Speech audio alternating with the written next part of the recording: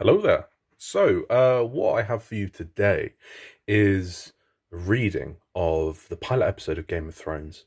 Me and some pals got together and we just read the script through and through. Now, the script that is online, free for everyone to read, is not the aired version. I suspect it's likely a first draft or a second draft. They might have even shot the script that is online, but we gave it a read anyway, even though it's not the aired pilot. So there are some changes. There are some scenes sort of juggled about in different places. There are some positive changes, which we come upon in the reading. And there are some slightly odd ones. Yeah, there's not too much else to say, other than to say thank you so much for clicking on, and I hope you enjoy it.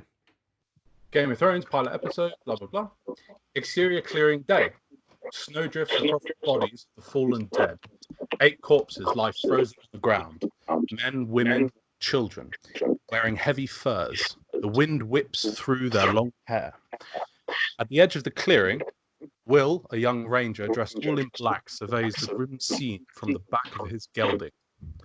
He gathers his reins and guides his horse south. Exterior forest dusk. Will rides hard between the towering palms, his horse's hooves kicking up fresh fallen snow.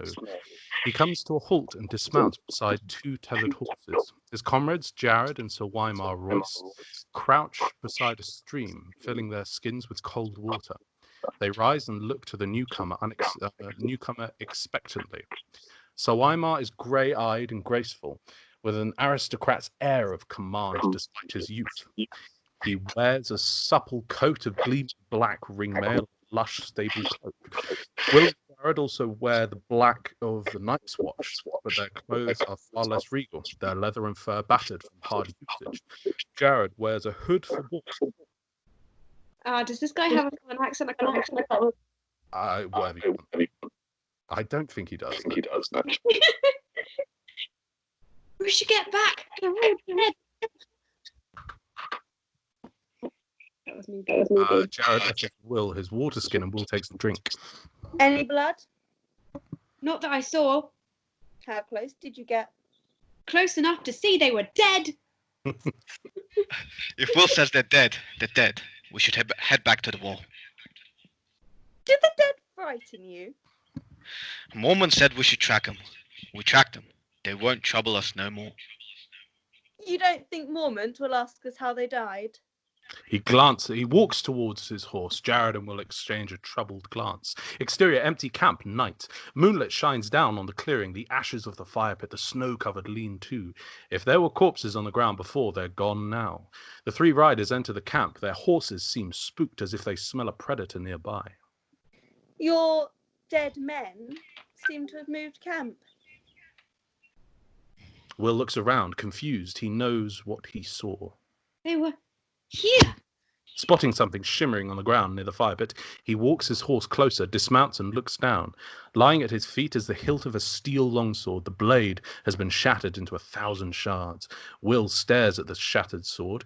He knows what this means. The dread on his face is unmistakable. From his horse, Jared looks at the ground. The indications where the bodies once lay are still visible. I pronounced the indentations wrong. Oh well. As are the faint but unmistakable footprints leading away from them. We have to move. Now!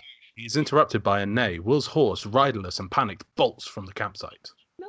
Sir Wymar's horse rears back on its hind legs, throwing its rider to the ground before galloping after the first horse.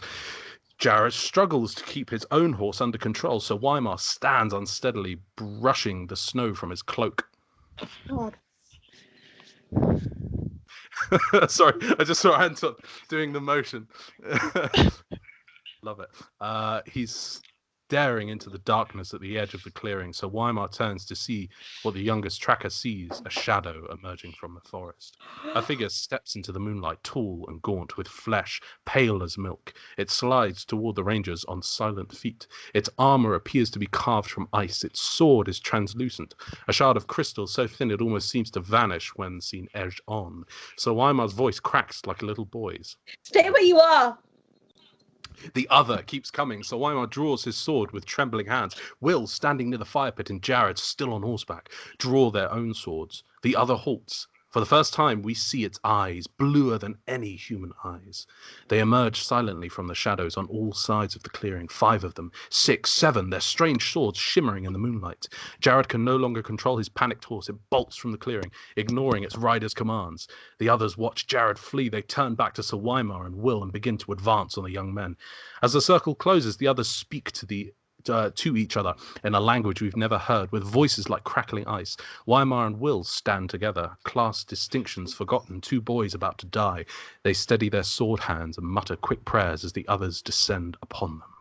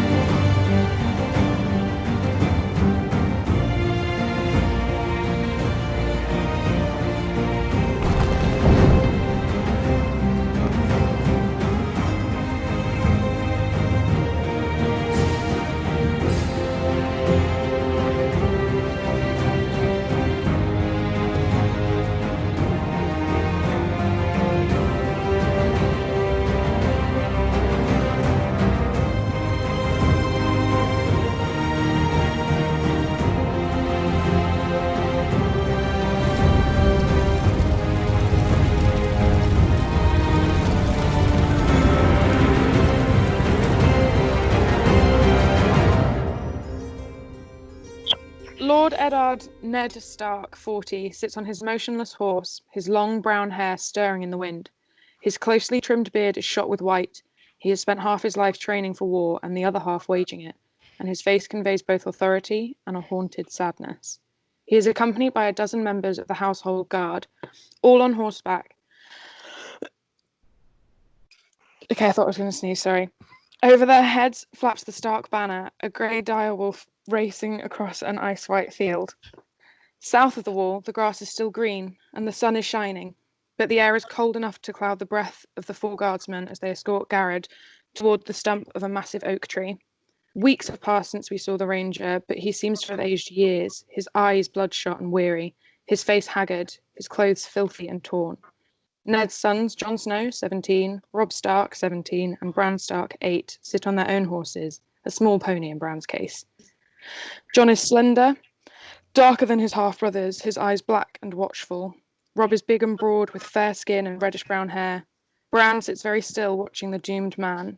He has never seen an execution before. The prospect of it terrifies him, but he tries hard to imitate his father's solemn expression. The guardsmen force Garrod's head onto the stump. Ned dismounts. His ward, Theon Greyjoy, 19, hands over Ned's sword, Ice, a beautiful weapon, centuries old. Theon is the only man in the party wearing a kraken sigil instead of a direwolf. Ned peels off his gloves and hands them to Jory Castle, 30, a bull-necked warrior with a heavy moustache. Ned walks to the stump. He speaks in low tones to Garrod, who responds. We watch this exchange from the boy's perspective. Garrod's final words clearly trouble Ned, who studies the condemned man's face, judging his honesty. Bran watches from afar, his head slightly cocked, trying to make out what Garrod is saying. There is a great weariness in Ned's eyes as he places both hands on the hilt of his great sword. In the name of Robert of the House Baratheon, first of his name. As Ned delivers the formal sentence to the condemned man, Jon Snow moves closer to Bran. Keep the pony in hand, and don't look away. King of the Father will Andals, know if you do. First and Lord of the 7 Kingdoms, and protector of the realm. Bran keeps his pony well in hand and does not look away. I, Eddard of Hars Stark, Lord of Winterfell and Warden of the North, sentence you to die. Ned lifts Ice high above his head and brings it down. Blood sprays the swaying grass. Garrett's head topples off the stump, bounces off a root, and rolls. When Ned's back is turned, Theon puts his boot on the head, kicks it away, and laughs. John watches this with disgust but says nothing. He turns and grips Bran's shoulder. You did well. It's only 3 words, but compliments are hard to come by in the Stark house. Bran is proud to be treated like a man, but he cannot look away from the head lying in the tall grass. Bran rides with his brothers, his hard-working pony trying to keep up with the bigger horses. I thought he was brave. Brave, he was dead of fear. You could see it in his eyes. What would be in your eyes with your head on the stump? He died well, give him that much.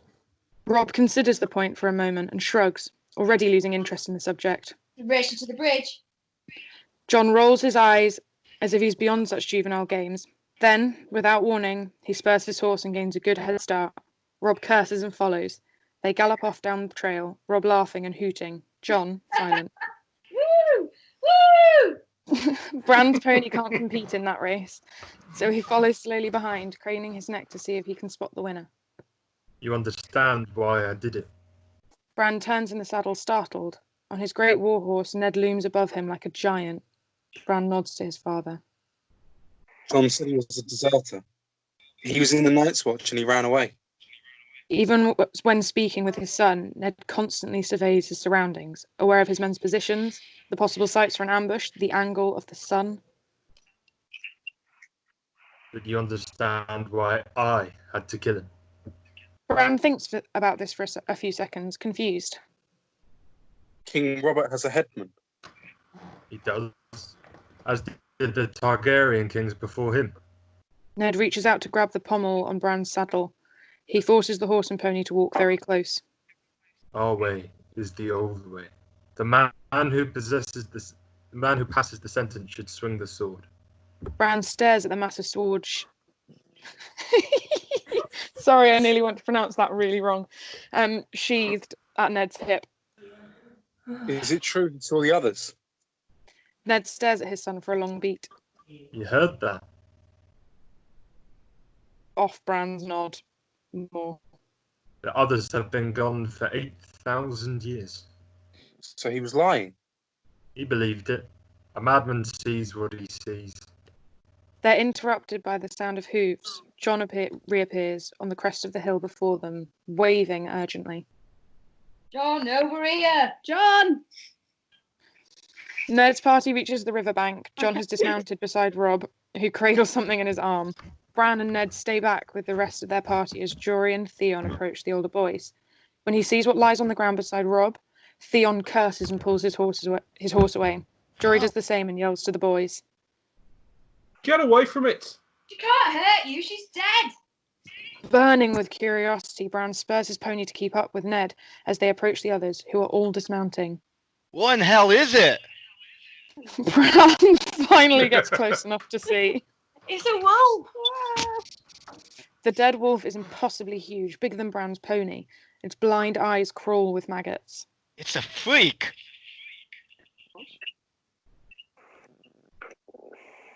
Lily. Some technical Lily Frozen. difficulties. No, that's the dire wolf. Oh, Ned kneels beside the wolf, groping under the beast's head. He gives a yank and comes up with a foot of shattered antler, slick with half-dried blood. There you go. there hasn't been a dire wolf south of the wall for 200 years. She's done. John looks at the bundle beneath Robb's arms and grins. Well, now there are 5.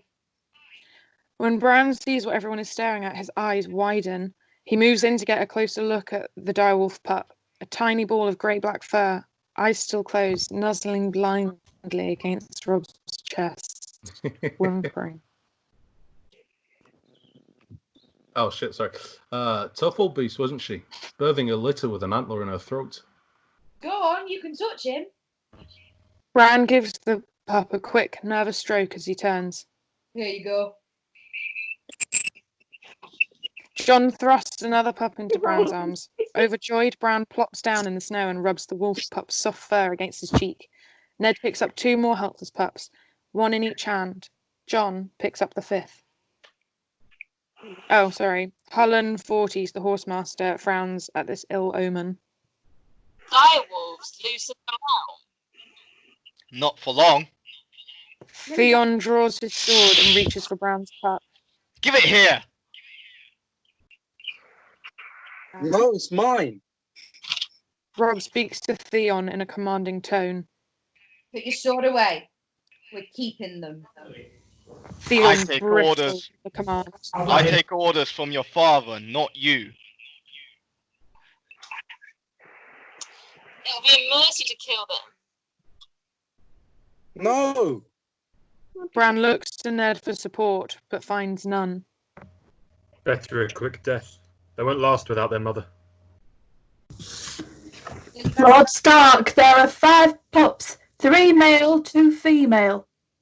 You have 5 true-born children, 3 sons, 2 daughters. The direwolf is the sigil of your house.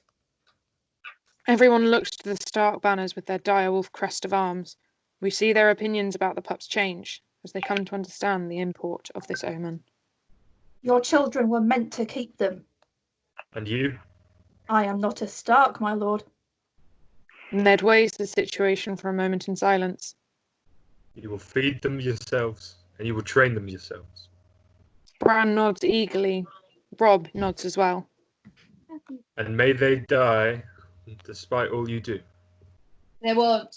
We won't let them. The decision made, they start to remount their horses. Bran tugs gratefully on Jon's sleeve. Jon smiles at him, but beneath his smile there is a trace of sadness. Jon is about to climb onto his horse when he hears a distant whimpering. Leaving the horse behind, he ranges into a snowdrift and scans the ground until he finds the source. A 6th wolf pup with white fur. Unlike the others, its eyes are blood red and open, and it is completely silent. Oh, Theon scoffs.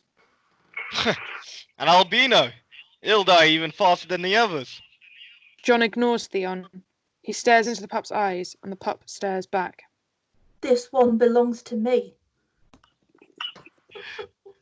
Daenerys, 18, stands by the window, staring out at the Bay of Pentos, where shirtless fishermen haul nets of wriggling fish from their boats onto the docks. The setting sun silhouettes the brick towers of the free city. Intricate and colourful geometric patterns decorate their bulbous stones. Daenerys is a beautiful girl, but nobody has bothered to tell her. She is awkward in her own skin, unaware of how rare violet eyes and lush silver hair really are. Where's my sweet sister? How do you pronounce this name? Ceres. Did you pass me the charger? Ceres. Ceres 20 steps into the room, a gaunt young man with nervous hands and a feverish look in his pale eyes. He holds up a gown in his hands. A gift from Illyria. Touch it. Go on. Feel the fabric. Daenerys lets the delicate silk run through her fingers. It is a gorgeous gown, but the sight of it gives her no pleasure. Tonight you must look like a princess. Daenerys hands the gown back to her brother. We've been his guests for a year and he has asked us for nothing. Illyria's no fool. He knows I won't forget my friends when I come into the throne. He hangs the gown from a hook beside the door. I'll send the slaves in to bathe you. Be sure to wash off that stable stink. He studies her critically. You still slouch. He pushes her back shoulders. Let me see you have a woman's body now.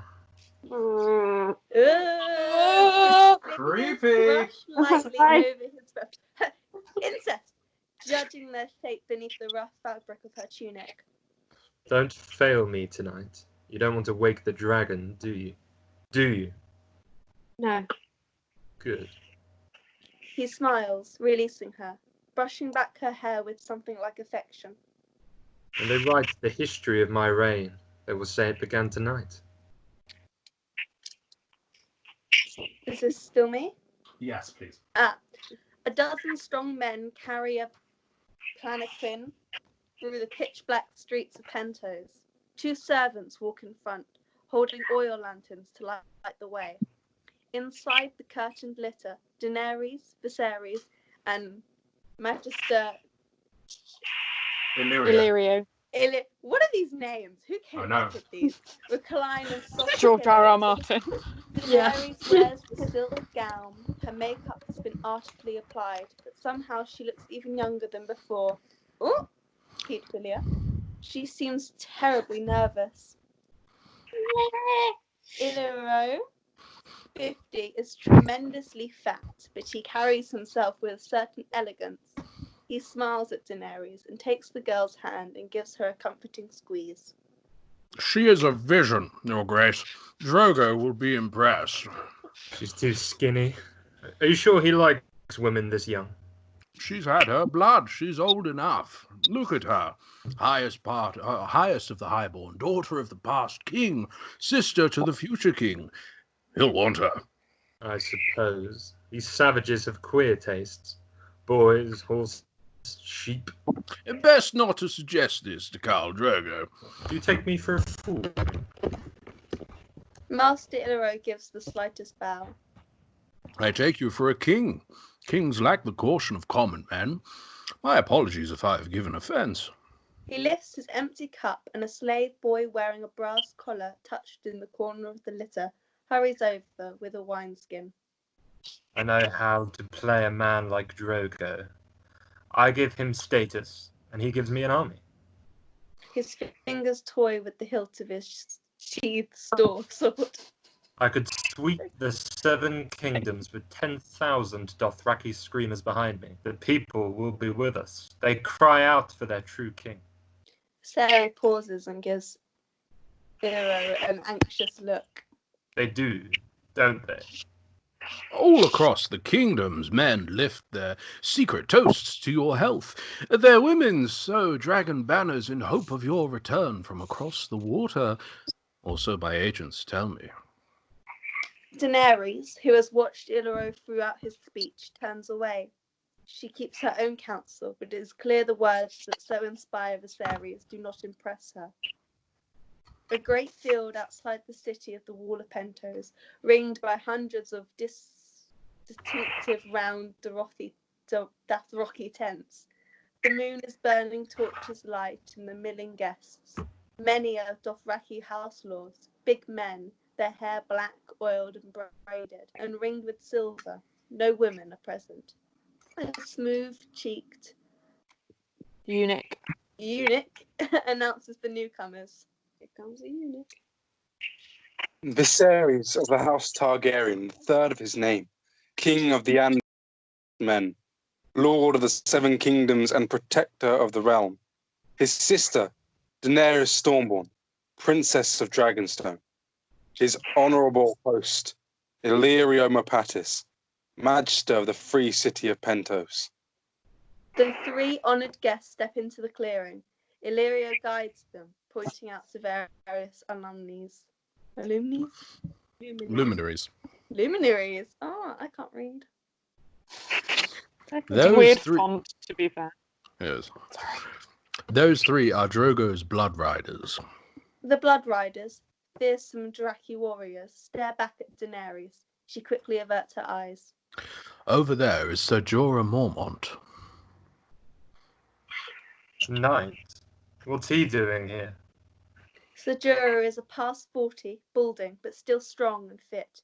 When he sees the Targaryens staring at him, he bows deeply. Viserys gives a slight nod, pleased by the obedience. King Robert, the usurper, wanted his head. Some trifling affront sold poachers to a slaver. Could be useful. Illyrio places his hands on Daenerys' bare shoulders. Over there, sweet princess, there is the Khal himself. Khal Drogo, 30. He is the tallest man in the courtyard, but despite his size and musculature, he has the grace of a panther. His black hair is woven into a single braid, hung with a small silver bells that swings below his belt. Illyrio walks over to Khal, a dozen yards away. Viserys leans closer to his sister, never taking his eyes off Drogo. You see how long his hair is? When Dothraki are defeated in combat, they cut off their braids in disgrace, so the world will know their shame. Khal Drogo has never been defeated. A savage, of course, but one of the finest killers alive, and you will be his queen. Daenerys stares at Khal. The man's face is hard and cruel, his eyes as dark as ox. He watches Illyrio perform his submissions. I don't want to be his queen. Please, I don't want to. I want to go home. Viserys maintains a mask of politeness, and he keeps his voice low, but there is fury behind his eyes. Home? How do we go home? They took it from us. He grabs her arm, pulls her closer, his fingernails digging into her. How do we go home? Tears well in her eyes. I don't know. I do. We go home with an army, with Khal Drogo's army. He brushes her cheek with the back of his hand and speaks to her with real tenderness. I'd let the whole Khalazar fuck you. All 40,000 men and their horses too. If that to come, dry your eyes. Daenerys wipes away the unfallen tears. Dolores, all smiles and bows, escorts Khal Drogo towards them. Smile. And stand up straight. Let him see you have breasts. Gods know they're small enough as it is. Daenerys smiles and stands straight. The walled city of King's Landing, capital of Westeros. The royal castle, the Red Keep. I don't watch this, okay? Westeros. No, I'm loving Keep it. it. It's good. I'm also dyslexic. The Red Keep, built of red sandstones, perches on the cliffs above Blackwater Bay. The seven-towered great Baylor Bay, right on the south edge of the city. In between sprawls the fetid slum called Flea Bottom. We pull in closer to the Red Keep, to a window near the top of the Tower of the Hand. John Arian, 60s, Arian, is in his 60s. He's cold and still, and he lies on his deathbed. Two silent sisters, veiled adherents of the faith of the Seven, fold his hands across his chest and close his eyelids. Grandmaster Pycelle, in his 70s, is getting on in his age, and he stands beside them. He wears a heavy chain around his neck, each link forged with different metal. Beside him is Queen Cersei in her 30s. Green-eyed and golden-haired, the Queen's beauty has already become legend. Both look down at John Arryn. I gave him milk of the poppy at the end to ease his pain. We are blessed to have a man of your wisdom caring for us. The old maester is not too old to appreciate a little flattery or the touch of a beautiful woman. He was peaceful in his final hours. Mostly he slept, my grace, though he had moments of clarity. Did he? What did he say in these moments of clarity? He asked to see the king. Robert will never forgive himself for not being here. These hunts of his last longer and longer. And he asked to see Lord Stark. A shame Lord Stark is 1,000 leagues away. That was all. Yes, no, there was one phrase he kept repeating, the seed is strong. Cersei focuses on the maester. The seed is strong. What does that mean? The dying mind is a demented mind. For all the weight they're given, last words usually have as much significance as first words. Where is the Hand's wife? Lady Arryn left the moment he breathed his last. Send a raven to Casterly Rock. My father should know John Arryn is dead. At once, your grace. Percy exits the bedchamber. Pycelle watches the sisters perform their ritual ablutions, imagining perhaps that not too distant day when they may minister to his own corpse. Flea Bottom Night, the most dangerous neighbourhood in the kingdom. Drunks spill out of doorways of taverns lit with oil lamps, singing. She killed the whale, the mate. Kind of drunk. Collects money from her hair. It's Abbie. Oh, it was Abbie. Yeah, it's Abby's line. Oh, sorry, I didn't realise there were drunks. So I was just advising. Abbie, do it again. Sorry, apologies from the narrator. We're in a brothel now. Outside, we hear the sounds of rough laughter and singing. The room is expensively appointed in silks, damasks, and gilded ornaments, but its varnishes betrays its true nature. That and the naked redhead whore on her knees beside the bed. She bestows all favours upon Tyrion Lannister, a dwarf with mismatched eyes, one green, one black. His name is Alex Farley. Tyrion's hands grip her hair as he shudders. Bells begin to ring outside, thousands of them. Great pealing bells from all across the city. The redhead finished with her work, wipes her mouth with the back of her hand. Who are they ringing the bells for? The king's hand died this morning. Tyrion grabs a goblet of wine from the bedside table. He swings and passes it to the whore. She raises it in a toast. Here's to John Arryn then. He was the only one of you lot who cared about the small folk. She drinks deeply, sloshing the wine around her mouth. I care about the small folk. Only the ones with good tits. Who's up picking for a new hand? If he's smart, my father. And if he's not smart? If the king is not smart, my lady, these are treasonous words. He clamps his palms on the back of her head and guides her back towards his crotch. The redhead laughs, disbelieving. No shanty already again. He takes the goblet from her, downs the remainder, and tosses it across the room. The gods gave me one blessing. The redhead grins and pushes her hair away from her face as she dips down for further service. Just as Tyrion closes his eyes, the door swings open. So Jaime Lannister, in his 30s, the Queen's brother, stands in the doorway. Considered by many the best-looking man in the Seven Kingdoms. Oh, yeah. There is a hint of savagery behind his eyes. He smiles at the redhead, flustered, covers her breasts. Don't get up. Forgive me, my lord. Should I explain to you, dear brother, the meaning of a closed door in a whorehouse? Jaime continues to favour the redhead with his lazy grin, fucking her with his eyes as she speaks with his brother. You have much to teach me, no doubt. But in this instance, perhaps you'll forgive the interruption. You told me once that you wanted to see the North.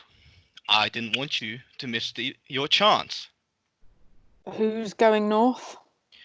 The king, the queen, me, you, if you can find your pants. Why? Well, I'm used to it. But the rest of the court might be frightened by the sight of your wet little dagger. Why are we going north?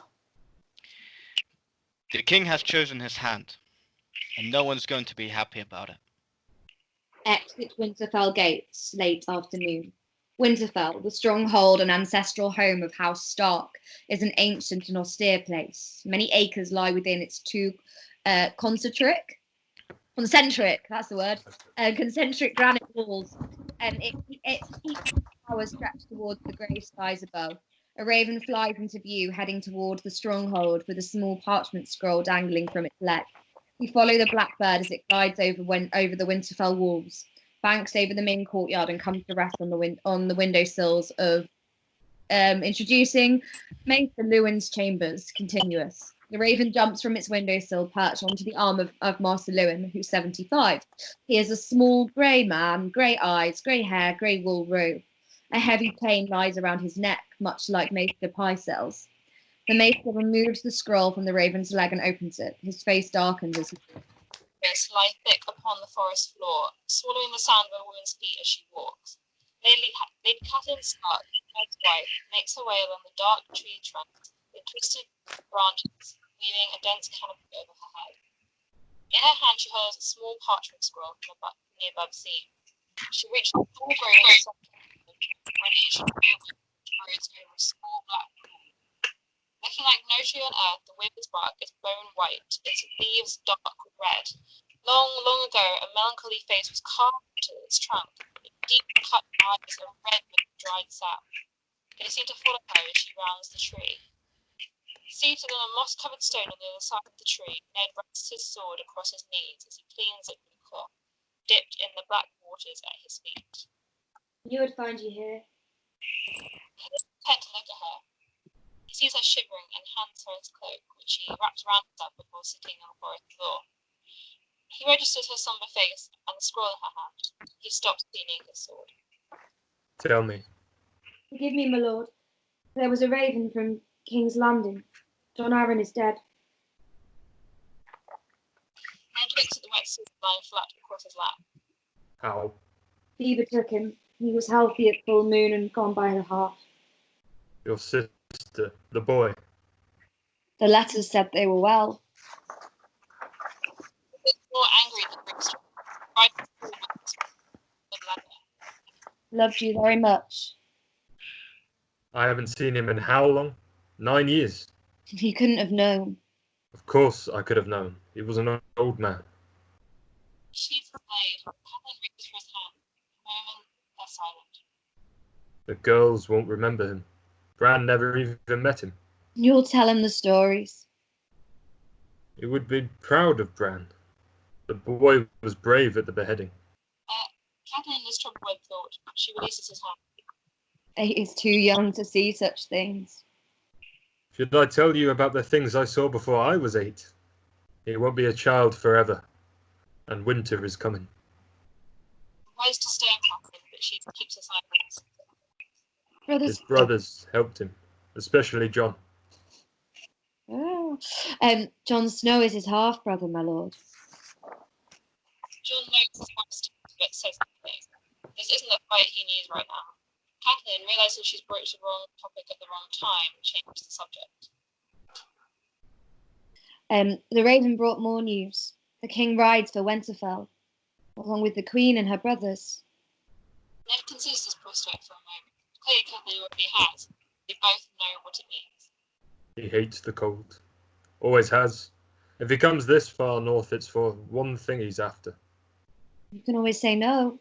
Ned allows a grim smile, taking his wife's hand and helping her to her feet. You don't know the king very well. In Stronghold's Gate, the King's Road wends its way to the horizon, where specks of red and gold appear, barely visible. Very slowly, they grow larger. King's party approaches. Day. Down the side of the tower, his hands and feet finding perches on its jutting stones with a monkey's unthinking agility. Climbing is natural to him as studying its owners. He smiles as he makes his way towards the ground in record time, very pleased with himself. Till his mother yanks him off the stones. Kathleen lowers him to the ground and sternly waits for an explanation. I was. You were bored with your lesson, so you decided to climb the castle walls, even though I've forbidden it 200 times. Brandon, I want you to promise me no more climbing. Promise. Bran looks at his feet before gazing up at her solemnly. I promise. Kathleen leans over to her son, looking her son dead in the eye. You know what? What? You always look at your feet when you lie. Despite Bran's best efforts, his mouth stretches into a smile, and a chuckling laugh escapes from him. Kathleen smiles, unable to help herself. She sees that his hands, clothes, and baggy are filthy from the climb down. Go on, clean yourself up. The king will be here soon. Bran kisses his mother on the cheek and runs off. Exit Winterfell Gates Day. The king's party pours through the gates of Winterfell in a gold field, 100 strong. Over their heads, a dozen golden banners whip in the wind, emblazoned with the crown star of the House Baratheon. Winterfell Courtyard Day. At the end of the yard, Ned's face betrays nothing as he watches the king pass the family behind him. Kathleen, Rob, John, and Bran and them, as our plans and thick red hair. Arya, 11, a skinny tomboy, and their little brother Rickon, 3. As Jamie rides through the gate and into the courtyard. Is that the king? That's Jaime Lannister, the Kingslayer. Bran can't take his eyes off the man. He's heard the stories. Tyrion Lannister rides behind his brother Jaime, studying the castle and its occupants, missing nothing. Joffrey Baratheon, 13, the Crown Prince, tall for his age and haughty, beside him. Sandor Clegane, the Hound, Joffrey's bodyguard. Terrible burn scars cover half his face. Huge man approaches, flanked by knights in snow-white clothes. Black beard covers his double chin, but nothing can hide the belly that threatens to burst his doublet's buttons. This is King Robert Baratheon, 40s. He vaults from his warhorse and gives it an imperious once-over. You've gotten fat. Ned tries to maintain his stony decorum, but it's hopeless.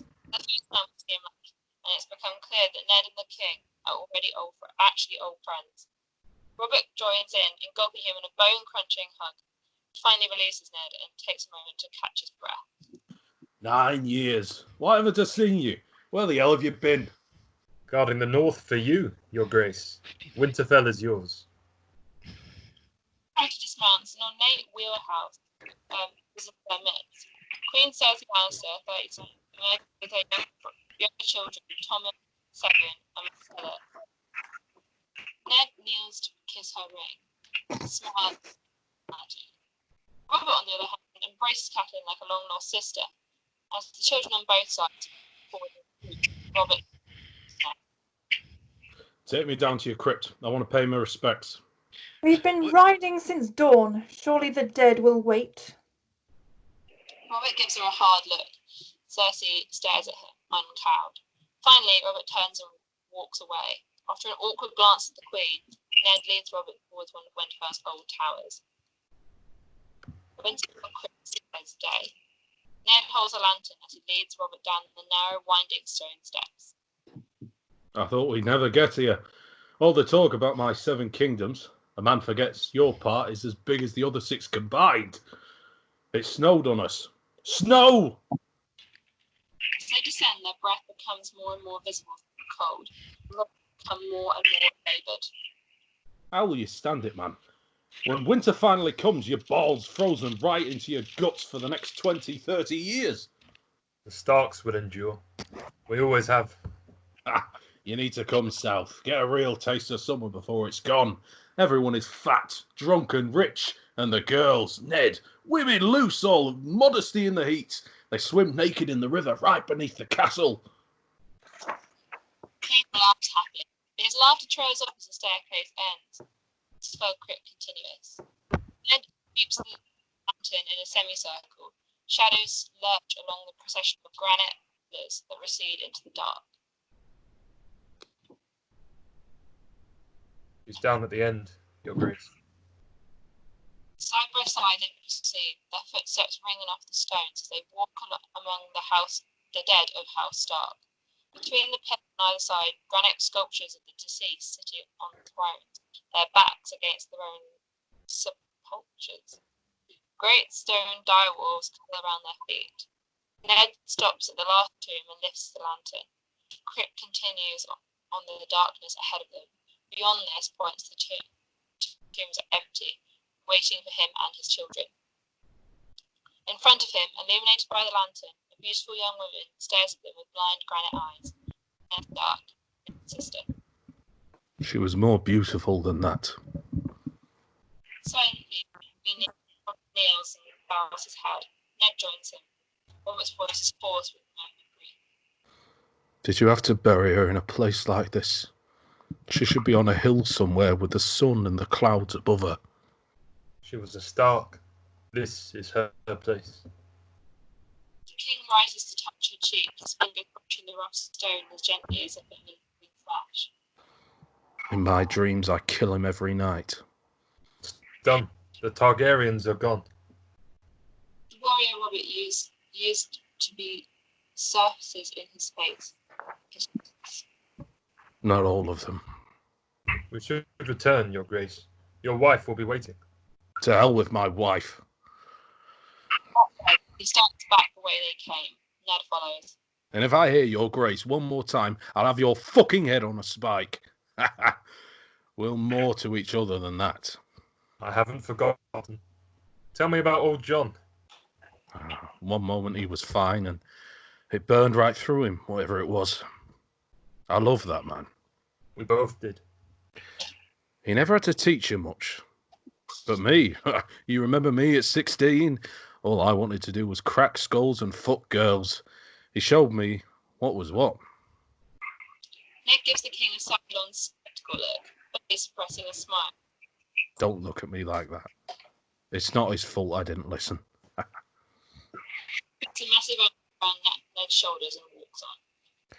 You must wonder why I finally come north after all these years. Your inspection of the wall is long overdue.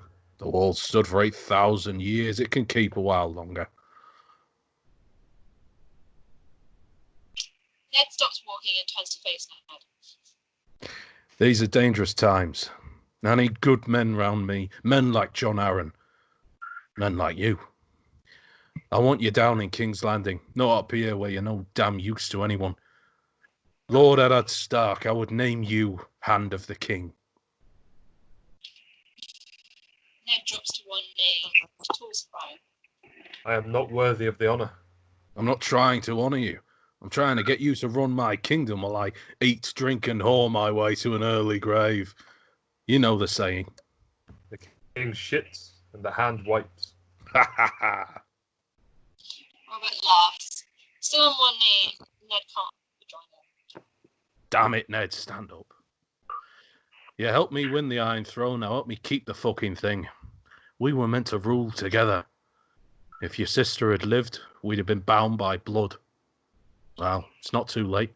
I have a son, you have a daughter. We'll join our houses. This does surprise Ned. After a moment, he shakes his head and smiles. How long have you been planning this? How old is your daughter? Both men laugh. Robert's face grows serious. I never loved my brothers. A sad thing for a man to admit, but it's true. You were the brother I chose. We were meant to be family. I don't know what to say. Say yes. If I could have some time to consider these honours. Yes, of course. Talk it over with Caitlin. Sleep on it if you must. He claps his hands roughly on Ned's shoulders. Just don't keep me waiting too long. I'm not the most patient man. Ned smiles, but his glance drifts over Robert's shoulders to the Duke of Winterfell, who watch with disapproving eyes. Cool. So, interior, Great Hall of Winterfell night. The feast for the king is in its 4th hour. A singer plays the harp at one end of the hall, but no one can hear him above the roar of the fire, the clangor of pewter plates and cups, and the din of 100 conversations. The long wooden tables are covered with streaming platters of roasted meats and baked breads. Banners hang from stone walls, the direwolf of Stark, Baratheon's crowned stag, the lion of Lannister. Ned and Catelyn host King Robert, already drunk, Queen Cersei, Sir Jaime, Tyrion Lannister, the Queen's brothers, and a few other luminaries at a table on a raised platform. The Stark and Baratheon trueborn children sit at a table directly below the guests of honor. On the main floor, soldiers, squires, and other commoners sit on backless benches. Jon Snow sits with them. The young men sitting around Jon are telling the usual stories about fighting and fucking. Jon seems comfortable in their midst, but he's not paying attention to them. He's stealing a glance at his siblings at their table of honor.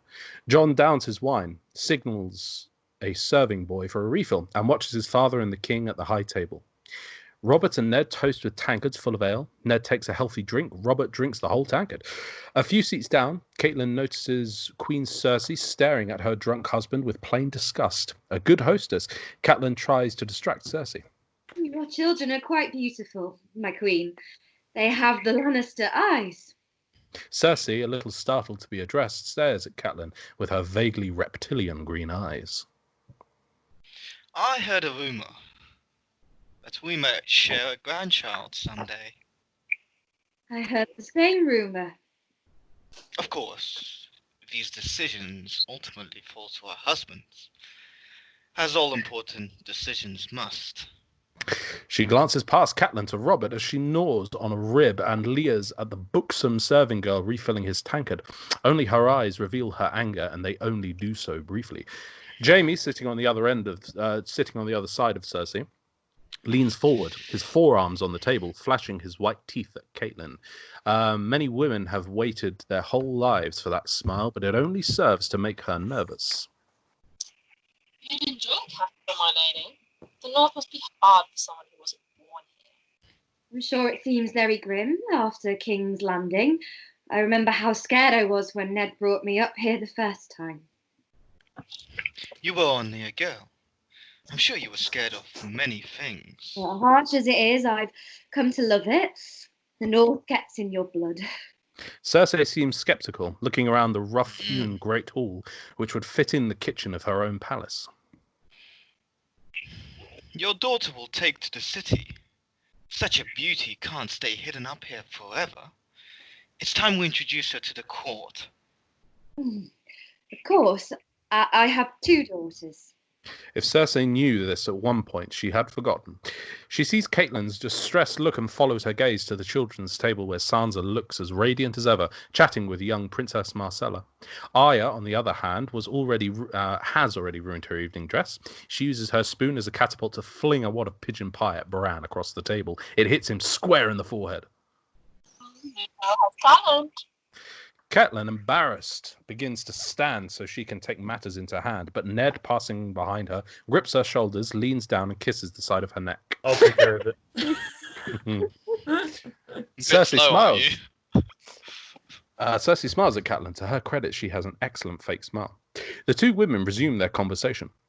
As Ned passes behind Jaime's seat, Jaime pushes his chair back, momentarily blocking Ned's path. Jaime stands. Excuse my clumsiness. He smiles down at Ned. Jaime is taller and broader in the shoulders. They are considered 2 of the greatest warriors in the 7 kingdoms, and there can be little doubt right now each man wonders who would win in a fight. Not a trait most people would associate with you. Your pardon. He moves to step around Jaime, but Jaime puts his hand on Ned's shoulder. I think I'll be neighbours soon. I hope it's true. Ned would rather talk to any living man than this one. Yes. The king has honoured me with his offer. Again, he tries to pass, and again, Jaime sidesteps to block him. Jaime smiles, but his actions are just shy of aggression. Comes the tournament to celebrate your new title. You expect. The competition has become a little stale. I don't find it tournaments. No? I feel old for it. Ned is tired of trying to get around Jaime. He stands very close to the younger man and looks him dead in the eye. I don't fight in tournaments because if I ever have to fight a man for real, I don't want him to know what I can do. The comment pleases Jaime immensely, judging from his smile. Well said. Said. Do hope you take the king's offer. Though, of course, we all know the court hasn't been kind to Stark men. Ned stiffens at the comment. Nobody wears swords at the banquet, but his hand reflexively grips for the absent hilt. Father and brother. Yes, I was witness to that tragedy. I know you were. I suppose it's consolation that justice finally came to their killer. No need to thank me. Oh, I'm sorry. Was it justice you were thinking of when you shoved your spear in the Mad King's back? It was his kidneys I was thinking of. His liver and spleen. Was that terrible of me? After all the suffering it caused? Ned has had enough. He pushes past Jaime. This time the Kingslayer lets him go, but not before one final remark. For an instant, Jaime's air of perpetual amusement evaporates. Worst king in 1,000 years. People treat me like some back alley cutthroat. But Ned is already gone. Heading down the raised platform, Jaime stands alone. The only one at the banquet table who has overheard the Jaime-Ned conversation is Tyrion, who grins at his brother and raises his tankard in toast. If it came down to it, big brother, I'd bet on you. But I wouldn't bet much. He downs his tankard of ale with a single heroic gulp and wipes the foam from his mouth, pleased with himself. A second later, it hits him. He's one tankard over the line. Tyrion stands and staggers away from the royal table without a goodbye. Jaime retakes his seat beside his sister, who watches Tyrion stumble down the steps to the main floor. He's a vile little beast. He plays the hand he was dealt. His gaze floats over Jaime's shoulder to Robert. As do you. Tyrion lurches past Ned on the main floor, nearly bumping into him. Ned extends a hand to steady him, but Tyrion brushes past, not wanting any help, heading for the exit. Ned turns for a second from where Jon Snow is sitting. It seems Ned is staring right at him. Jon smiles at his father, eager for acknowledgement. A wink would suffice, but Ned wasn't looking at him at all. His eyes were on a table of true-born children that lies between Jon and Ned. Ned heads over to break up the Arya Bran food fight. Slightly bitter, more than slightly drunk, Jon takes a large hunk of honey chicken from his trencher and chucks it under the table to his direwolf puppy Ghost. The way Ghost devours it in seconds is cute, until we remember the size of his mother. One of the boys at the table is filling up wine cups from a flagon. Jon nods for another cup and gulps it, while watching his pup lick the chicken bones clean. You never stop eating, do you? I've heard so much about. Jon looks up happily as his uncle Benjen Stark, 40s, ruffles his hair. Benjen is sharp-figured and gaunt, but there's always a hint of laughter in his eyes. He wears the black garb of a sworn brother of the Night's Watch. His name is Ghost. One of the squires at the table makes room. Benjen straddles the bench, takes up the cup from Jon's hand and sips. How many cups have you had? As I feared. Well, I believe I was younger than you the first time I got truly and sincerely drunk. Benjen grabs a roasted onion from a nearby trencher and bites into it. He watches Ghost as he chews. And you usually eat with your brothers? Most times. But Lady Stark thought it might insult the royal family to seat a bastard among them. I see. Benjen glances over his shoulder at the elevated table when Ned returns to sit with Catelyn. My brother doesn't seem so festive tonight. He's sad about Jon Arryn. Jon's eyes go to the Queen. The Queen is angry. Father took the king down to the crypts this afternoon. She didn't want him to go. Benjen gives Jon a careful, measuring look. You don't miss much, do you? We could use a man like you on the wall someday. Oh, take me with you when you go back. Father will let me go if you ask him. I know he will. The wall is a hard place for a boy. I turn 17 on my next name day, and Maester Lewin says bastards grow up faster. True enough. Benjen fills the wine cup and takes a long swallow. I want to serve in the Night's Watch. I'm ready to swear your oath. You don't understand what you'd be giving up. We have no families. None of us will ever father sons. I don't care about that. You might, if you knew what it meant. Come to talk to me after you've dipped your wick a few times. He stands, grips his nephew's shoulder and takes his leave. Frustrated, Jon drains his cup, slams it on the table and rises from the bench. Too late, he realizes how drunk he really is. He lurches into a serving girl, sending a flagon of wine crashing to the floor. Laughter booms all round the room. Jon flushes and runs for the door. Ghost follows at his heels. The yard is The quite, yard is quite the yard empty. is quite empty. High on the battlements of the inner wall, a large sentry takes brief notice of Jon as he storms from the banquet hall with Ghost close behind. The music and songs spilling through the hall's open windows seem to taunt Jon as he walks away from the feast. Boy. Jon turns and sees Tyrion Lannister sitting like a gargoyle on the ledge above the door to the Great Hall. Tyrion is drunk like Jon, only more so. That animal, is that animal a wolf? Direwolf. His name is Ghost. What are you doing up there? Why aren't you at the feast? I learned long ago that it's considered rude to vomit on one's brother. Might have a close look at your wolf? Jon hesitates, nods, and gasps as Tyrion pushes himself off the ledge, falls 12 feet to the ground, and lands roughly. Ghost flinches and backs away from Jon's leg. Tyrion stands and dusts himself off. I frightened the beast. My apologies. He's not afraid. He is. I am terrifying. He is not. Jon commands his wolf. Ghost, come here. Come on, boy. The pup comes back around the front, keeping a wary eye on Tyrion. When Tyrion reaches out to pet him, Ghost bares his fangs in a silent snarl. Tyrion hesitates. Sit, Ghost. Hold. You can touch him now. He won't move. I've been training him. Tyrion kneels and ruffles the white fur between Ghost's ears. Nice wolf. Nice, Wolf. He's not. If I wasn't here, he'd have your throat out.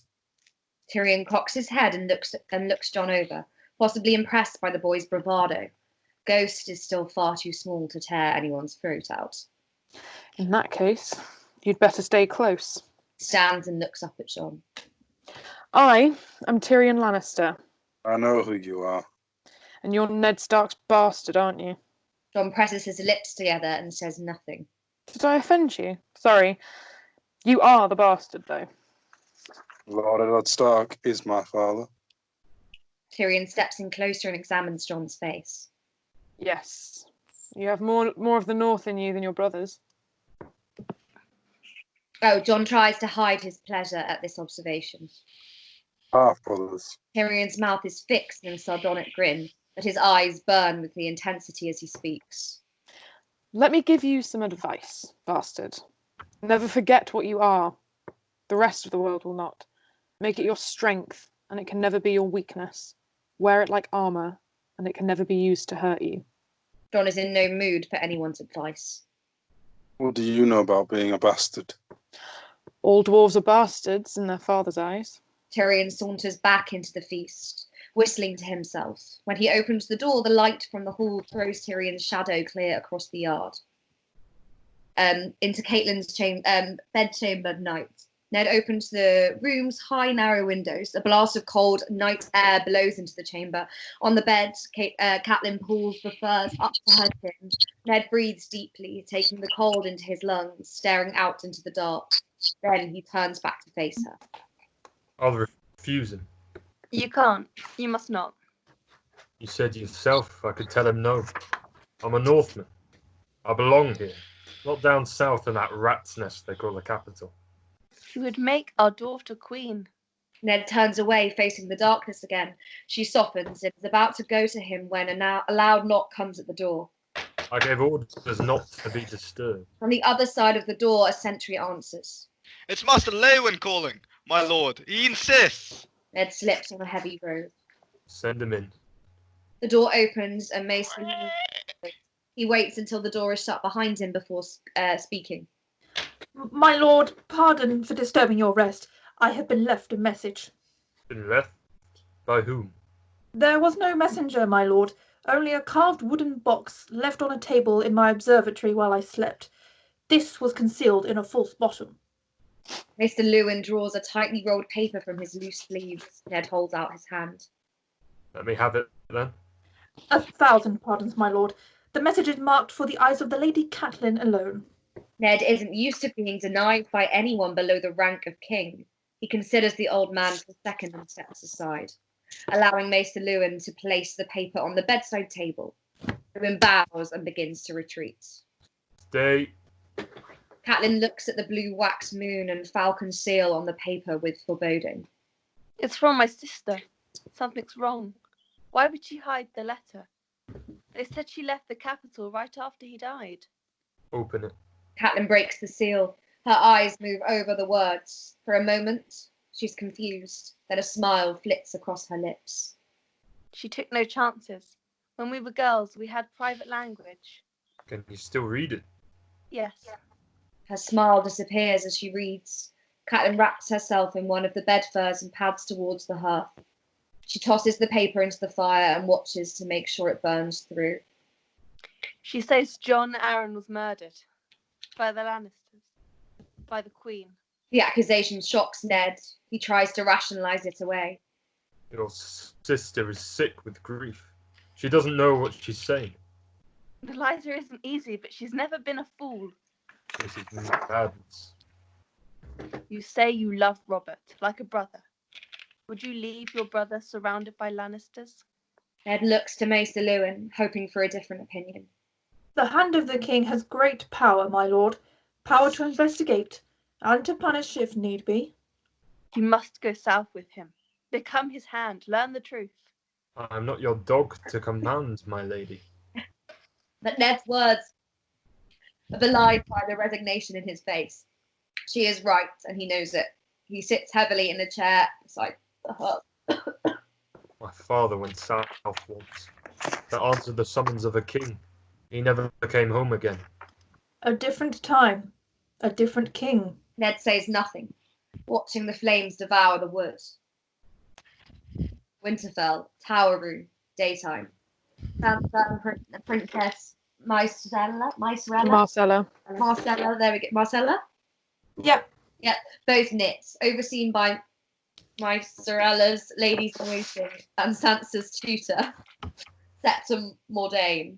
Arya sits near the door. Her needlework is as grim as Sansa's is perfect. Her face is as plain as Sansa's is beautiful.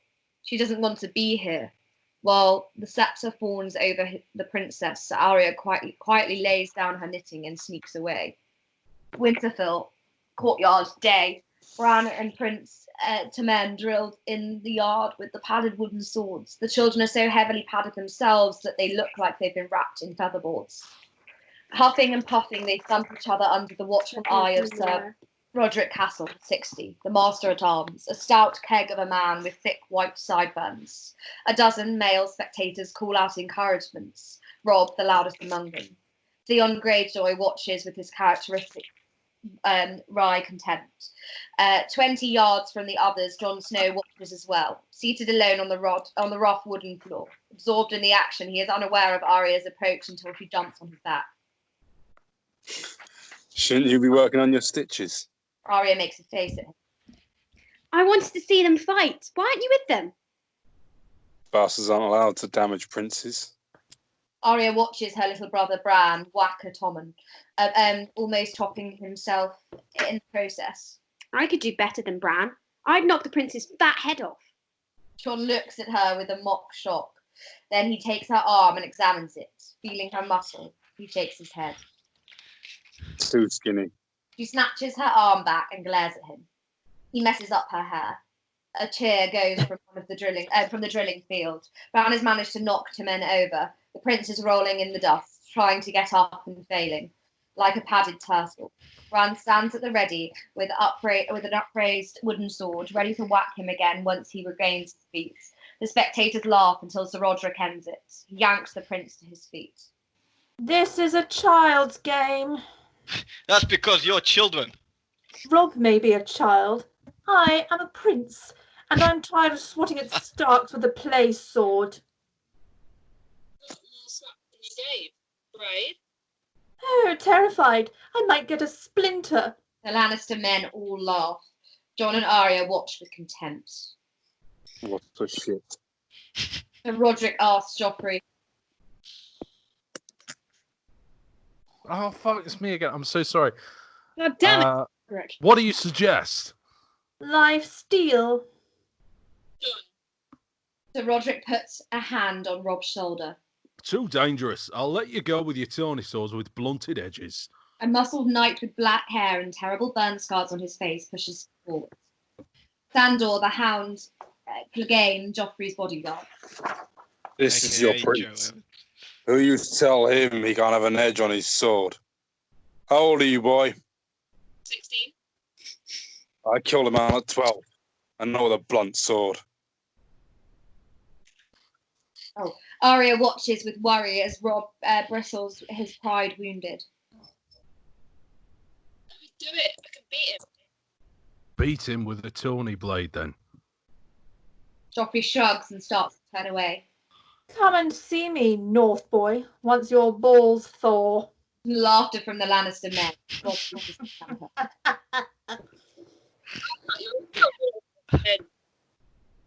Arya and Jon's eyes widen in surprise, but Theon seizes Rob's arm to keep him away from the prince. Joffrey feigns a yawn and turns to his younger brother. Come, Tommen. Playtime is over. Leave the children to their games. More laughter from the Lannisters, more curses. Theon continues to hold Rob back, now aided by Sir Roderick, until the Lannister party is safely away. Far from being frightened, Arya is thrilled. This is where she wants to be, among the rough and brawling boys. You'd better get back. Hate needlework. It's not fair. Nothing is fair. He messes her hair again and walks away, Ghost following silently. Reluctantly, Arya turns in the other direction. In the distance, she sees Septim Mordain waiting for her, along with the Lady Catelyn herself. Neither look pleased. Arya sighs and goes to take what she's got coming. Exterior, Dothraki encampment. Day. Outside the city walls of Pentos, hordes of Dothraki warriors, along with their women, children, and slaves, have gathered to celebrate their Carl's wedding day. The earth-ridden camp has risen to the middle of the vast grass field. Daenerys sits beside Khal Drogo. Beautiful as she is in wedding silks, she looks scared as a trapped animal. Khal Drogo does not seem to notice her. He shouts commands and jets his own tongue to his blood riders, who sit below him on the second highest level of the ramp. Also seated at that level, Jorah Mormont, Magister Illyrio, and Viserys, who look splendid in their new black wool tunic with a scarlet dragon on the chest. They are in the low midst of an urgent conversation, keeping their voices low. Illyrio waves loud, languidly, rings glittering on his fingers. And you shall have it. Chooses when the omens favour war. I piss on Dothraki omens. I waited 15 years to get my throne back. I'm tired of this country, tired of living with savages. Above them, on the ramp, Daenerys steals a glance at Khal Drogo. He seems unaware of her existence, staring at the grass below with no expression on his face. Daenerys turns to see what he's watching. Dothraki drummers pound on their horse-skin drums as a dozen young Dothraki women begin to dance for their Khal. The Dothraki are not repressed people. The dance is overtly sexual, and Overt the warrior soon steps into the circle, grabs by the dancer by the arm, and pushes her into the crowd and takes her right there in front of the cheering crowd. Khal Drogo grins and nods. Evidently, this is appropriate wedding behavior. Daenerys watches with horror. Soon, a second warrior has grabbed the dancer, and then a third. The trouble begins when two warriors try lay claim with the same woman. Both men draw their Smarters and begin swinging at each other. The combat is fast, brutal, and efficient, the steel blades blurring in the sunlight. Finally, one man misses a parry, and an instant later, entrails Spill into the dust, and he falls. The victor seizes a girl, not even the original girl they were fighting over, and the crowd roars in approval. Daenerys struggles to keep from vomiting. The platter of blood sausages on the floor do not help. Illyrio claps politely and explains to Viserys. A Dothraki wedding without at least 3 deaths is considered a dull affair. Khal Drogo stands and raises one hand. Instantly, the horde goes silent. The only noise is the bleating of a lost sheep. Drogo looks at Daenerys. There is no sign of mercy in his face. She realizes that everyone at the wedding is watching her. Finally, she stands. He nods and leads her down the ramp into the center of the field. Daenerys stands beside her new husband, encircled by her new tribe, looking very small and pale next to Drogo.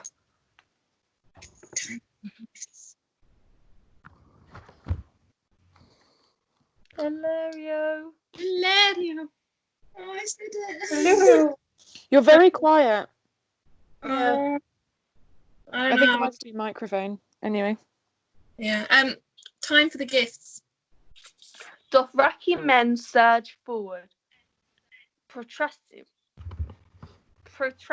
themselves before their Khal and laying down gifts of a growing pile. Medallion, belts, and painted vests, soft furs and silk, silver rings. Viserys approaches with a thin smile on his face. He leads 3 handmaids. 2 are Dothraki girls with black hair and almond-shaped eyes. The third is a fair-haired, blue-eyed. These are not common servants. Iri will teach you riding, Jacques the Dothraki tongue, and Dori the art of love. He grins at Dori, who lowers her eyes. She's quite good. Illyrio and I can vouch for that. Sir Jorah approaches next, laying a small sack of old books before Daenerys and bowing deeply. A small gift, my princess, but all a poor exile could afford. Songs and histories of the Seven Kingdoms.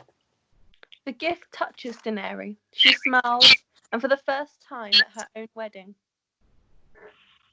Thank you, sir. Sir Roger is pleased that his gift is pleasing. He Oh, glances at ouch. what? To Jorah. Bitch, do I look like I know? I love that you don't and you're just going with it. I fucking chopped Yeah, that. it's brilliant. He glances at Khal Drogo, bows again, and steps back. Illyrio snaps his fingers. Four burly slaves hurry forward. Blaring between them are a great cedar chest bound in bronze. Illyrio bows low and gestures for Daenerys to open the chest. Inside, resting on a pile of fine velvets and damasks, are 3 large eggs, 1 green, 1 cream, 1 black. She takes one into her hands. The egg shimmers like polished metal. On the surface of the shell is covered in tiny scales.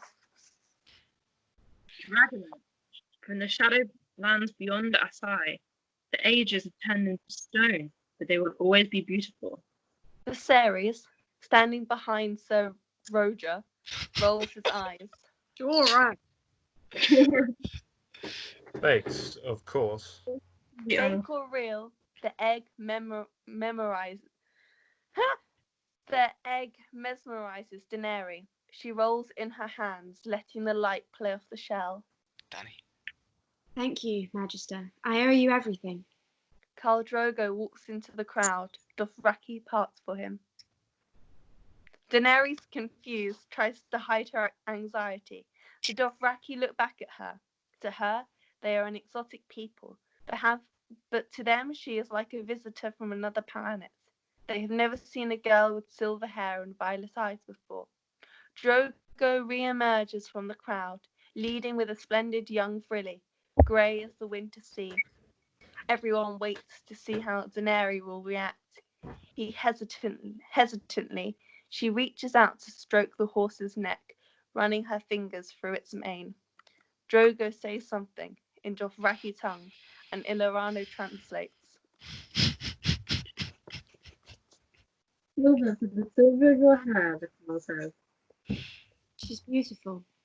Drogo steps forward, puts his hands on Daenerys' waist, lifts her as easily as if she was a child doll, and places her on the frilly, thin saddle. The Dothraki stare at their new queen. What should I do? Sir Roger answers for the Magister. Take the reins and ride. You don't have to go far. Stop laughing. I'm laughing at Anton's terrible accent, but Just giving me memories that are wonderful. I'm sorry. Yeah, never forget. Emily's just constantly making me laugh. You're up, Mr. Roger now. I love it. I'm sorry, right. Ilvio. No. it doesn't matter. They're made up names. Who cares how they're pronounced? Oh, I love it. I love it. I love it. I love it. I absolutely love it. I still have Let's internet. Come on. go. Okay, let's go. She Danny. squeezes gently with her knees, and the filly breaks into a trot. At first, Daenerys seems frightened, but the crowd parts for her, and the speed increases. She smiles. She sends the filly into a gallop, and in the campground. And now, the Dothraki are hooting and laughing and shouting at her, impressed by her new Khaleesi spirit. At full speed, Daenerys and the filly circle back, a little out of control, and the fire pit looms ahead, directly in their path. They are heamed on either side by hollering Dothraki. There is no way out but straight ahead. The silver horse leaps the flames as if she had wings. The crowd cheers. Daenerys pulls up beside Illyrio. Tell Khal Drogo he has given me the wind. Illyrio translates the line, and for the first time that we've seen, Khal Drogo smiles. The blood riders bring forth Carl's horse and lean red stallion, and Drogo mounts. Viserys approaches Daenerys on her filly. He looks very pleasant as he grips his sister's leg. Make him happy. His fingers dig into her thigh, and Daenerys flinches. Khal Drogo trots off to his stallion, and Daenerys follows behind, looking back at Viserys and Illyrio and Sir Roger. Giggity. Don't giggity it. It's not a giggity. It's really not. It's the opposite. I'm crying. Oh, God. With Go on, laughter. keep going. The Oh, exhilaration that brightened her face the minute before is now gone. The fear is back. Is this still me? Yes, yeah. yeah. Exterior, meadow, dusk. Drogo drives the stallion at a hard trot. Daenerys follows behind. The sun is down and the darkening sky above her head is vast and ominous. They ride through a meadow of cattails and tall grass. Exterior, stream, dusk. Drogo stops at a grassy spot behind the gently flowing stream. He swings off his horse and lifts Daenerys off hers. She stands there, helpless, trembling in her wedding silks, while Drogo secures the horses to a nearby tree. When he returns, Daenerys starts to cry. Drogo stares at her, his face strangely empty of expression, but he rubs away her tears with a something thumb. No. Who just left? You know the common tongue? No. Okay. He touches her hair lightly, sliding the silver strands between his fingers and murmuring softly in Dothraki. Daenerys does not understand the words. There is warmth in his tone and tenderness she had not expected. He puts his finger under her chin and lifts her head, so she is looking at him in the eyes.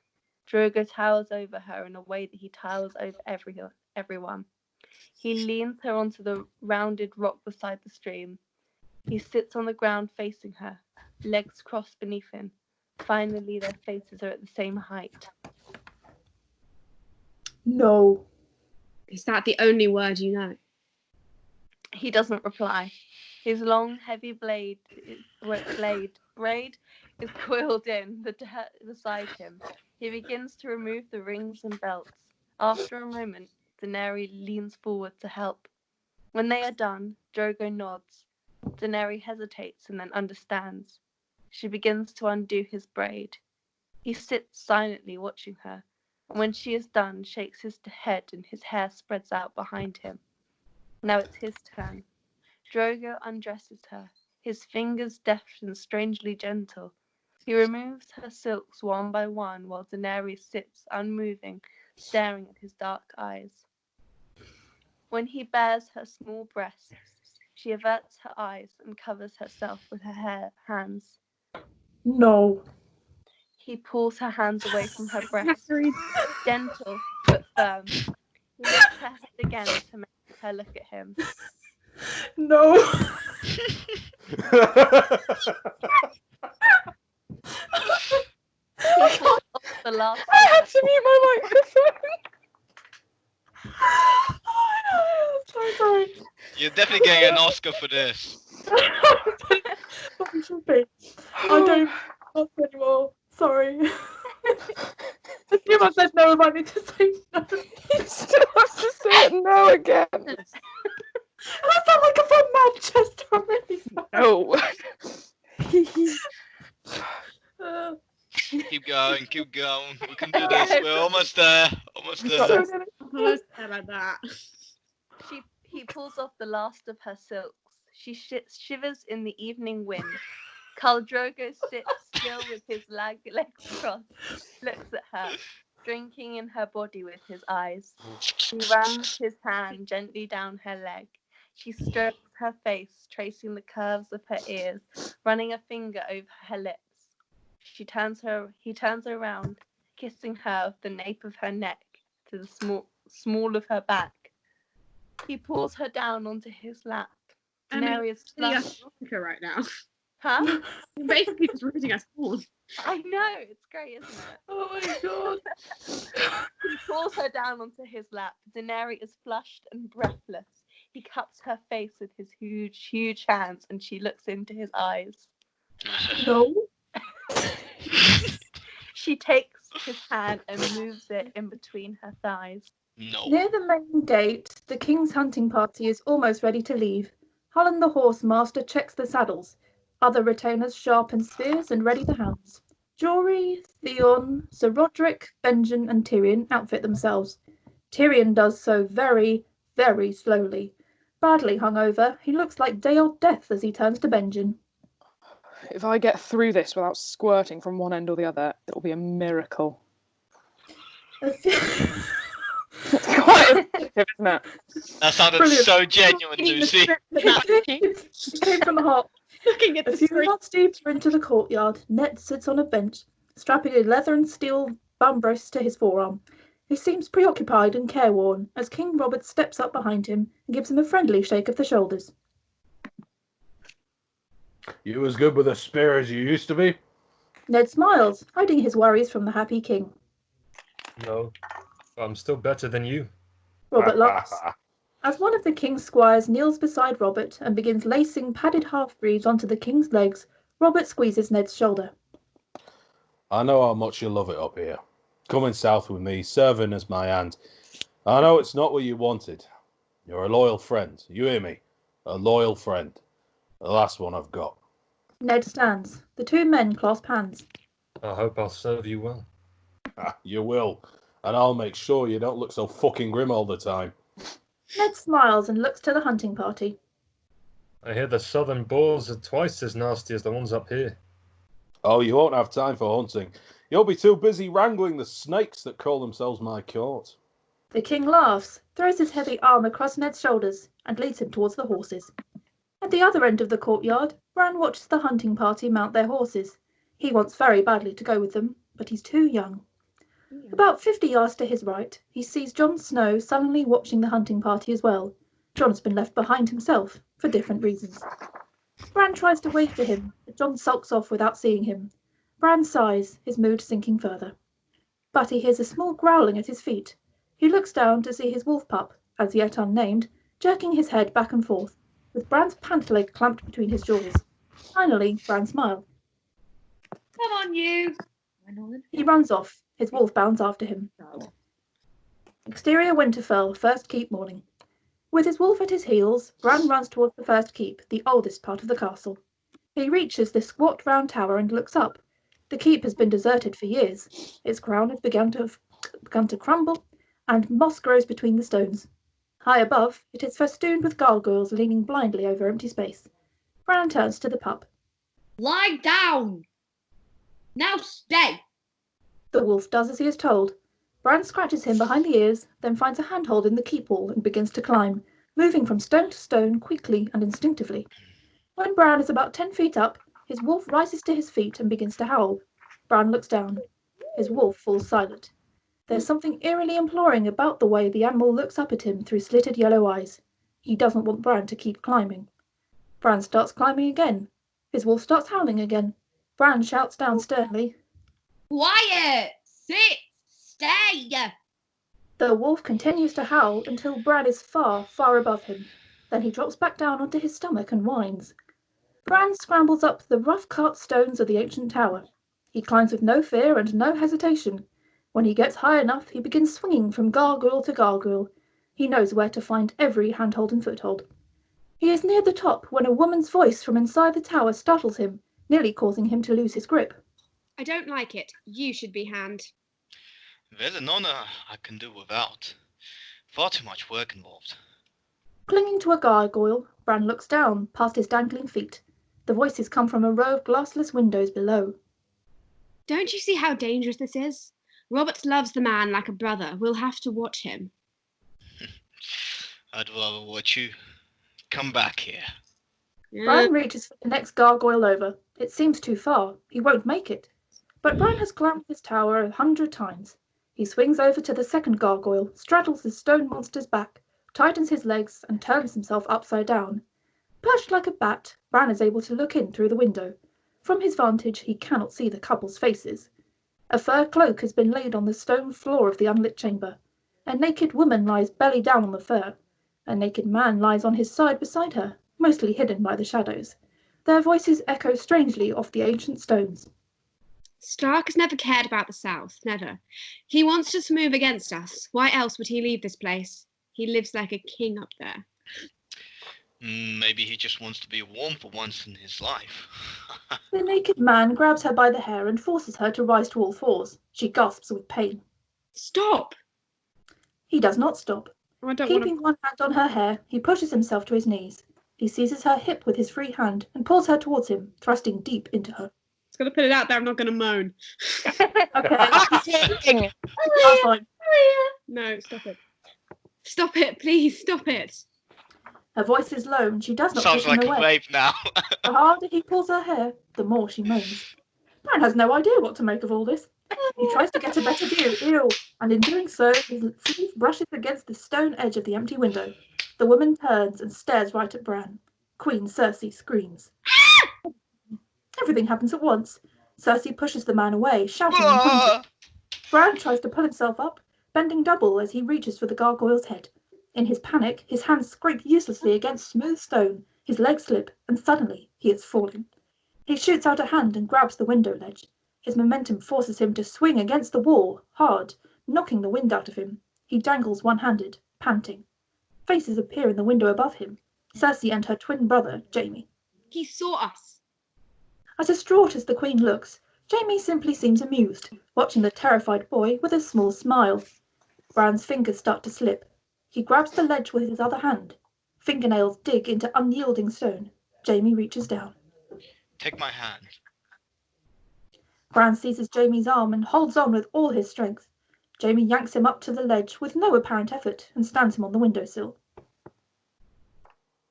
What are you doing? Ignoring her. Boy. 8. Now that he's safe, Bran trembles, realizing how close he came to dying. He releases Jaime's arm. Jaime looks at his sister. There is loathing in his voice. The things I do for love. He shoves Bran. The boy falls backward out the window, screaming, the courtyard rushing up to meet him. Right. Somewhere in the distance, a wolf howls. Open tower. Why?